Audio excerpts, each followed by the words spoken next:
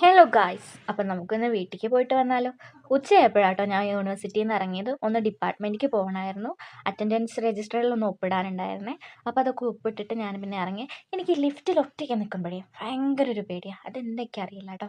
പിന്നെ അവിടെ നിന്ന് ഇറങ്ങിയ പാടെ എനിക്കൊരു ഓട്ടോ കിട്ടി കേട്ടോ. അപ്പോൾ ഞാൻ ഓട്ടോയിൽ കയറി നേരെ ബസ് സ്റ്റോപ്പിലേക്ക് പോയിട്ടോ. കോഴിക്കോടേക്ക് പോകുന്ന ഒരുപാട് പ്രൈവറ്റ് ബസ് ഉണ്ട്, പക്ഷേ എനിക്ക് KSRTC ആണ് ഇഷ്ടം. അങ്ങനെ അപ്പം തന്നെ ഒരു സൂപ്പർ ഫാസ്റ്റ് കിട്ടി. അതിൽ ഞാൻ കയറിയ വിൻഡോ സീറ്റ് കിട്ടിയില്ല. എൻ്റെ ഒരു വിഷമമുണ്ട്. പിന്നെ എനിക്ക് ഈ കെട്ടിടം കാണുമ്പോൾ ഭയങ്കര ഒരു സംശയമാണ്, എന്തിനാണ് ഇത് ഉണ്ടാക്കിയിരിക്കുന്നത് അറിയില്ല. അപ്പം ഞാൻ കുറച്ച് സ്നാക്സും പിന്നെ ഒരു സ്പ്രൈറ്റൊക്കെ വാങ്ങിയിട്ട് ബസ്സിൽ കയറിയിരുന്നേ. ഞാൻ സുൽത്താൻ ബത്തേരി ബസ്സിലാണ് കയറിയത്. വിൻഡോ സീറ്റ് കിട്ടി, പക്ഷെ നല്ല വെയിലായിരുന്നു. അതിൻ്റെ ഇടയ്ക്ക് എപ്പോഴോ ഒന്ന് ഉറങ്ങിപ്പോയി. പിന്നെ ഞാൻ എണീറ്റ് തേങ്ങാപ്പുഴ എത്തിയപ്പോഴാണ്. പിന്നെ എനിക്ക് നല്ല വിശപ്പുണ്ടായിരുന്നു. അപ്പോൾ വിശപ്പുള്ളതുകൊണ്ട് ഞാൻ വാങ്ങിയ സ്നാക്സൊക്കെ ബസ്സിൽ ഇരുന്നിട്ട് അങ്ങനെ കഴിച്ചു കേട്ടോ. പിന്നെ ഈ ചുരം കയറുന്ന ഒരു സമയത്ത് കിട്ടുന്നൊരു ഫീൽ, അയ്യോ അത് വേറൊരു ലെവൽ ഫീൽ തന്നെയാണ് കേട്ടോ.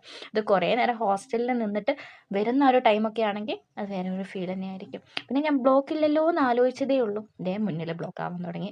ഒരുപാട് കർണാടക ബസ്സൊക്കെ ഉണ്ട് കേട്ടോ, സ്വാമിമാരുടെ ബസ്സാണ് ഇത്. ഈ ടോപ്പിലെത്തുന്നവരെ നല്ല രീതിക്ക് നല്ല ബ്ലോക്ക് തന്നെയായിരുന്നു കേട്ടോ. പിന്നെ അതൊക്കെ നോക്കി അങ്ങനെ കുറച്ച് നേരം ഇരുന്നു. പിന്നെ ഇത് കവാടത്തിൻ്റെ മുന്നിലെത്തുമ്പോൾ ഒരു വല്ലാത്തൊരാശ്വാസം, അത് പറഞ്ഞറിയിക്കാൻ പറ്റാത്തൊരാശ്വാസം തന്നെയാണ് കേട്ടോ. പിന്നെ കുറേ നേരം ഒരു ചൂട് കാലാവസ്ഥയിൽ നിന്നിട്ട് പെട്ടെന്നൊരു തണുപ്പിലേക്ക് മാറിയപ്പോൾ നല്ലൊരു സുഖം ഉണ്ടായിരുന്നേ. വയനാട്ടിലെത്തിയപ്പോഴേക്കും എൻ്റെ മുഖമൊക്കെ നന്നായിട്ട് മാറിയിട്ടുണ്ട്. പിന്നെ ഇതാണ് മയിലാടിപ്പാറ.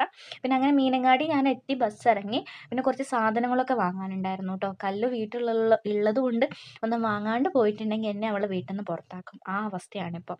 അപ്പം ഞാനങ്ങനെ സാധനങ്ങളൊക്കെ വാങ്ങിയിട്ട് പിന്നെ വേഗം കിട്ടിയ ബസ്സിന് ഞാൻ കൃഷ്ണഗിരിക്ക് പോയി കേട്ടോ. അത്യാവശ്യം നല്ല രാത്രി ആയിട്ടുണ്ടായിരുന്നു. അങ്ങനെ ഒരു ഓട്ടോ പിടിച്ച് ഞാൻ വീട്ടിലേക്ക് എത്തി. അപ്പം ഞാൻ കല്ലൂന് വേണ്ടിയുള്ള വെയിറ്റിംഗ് ആണ്.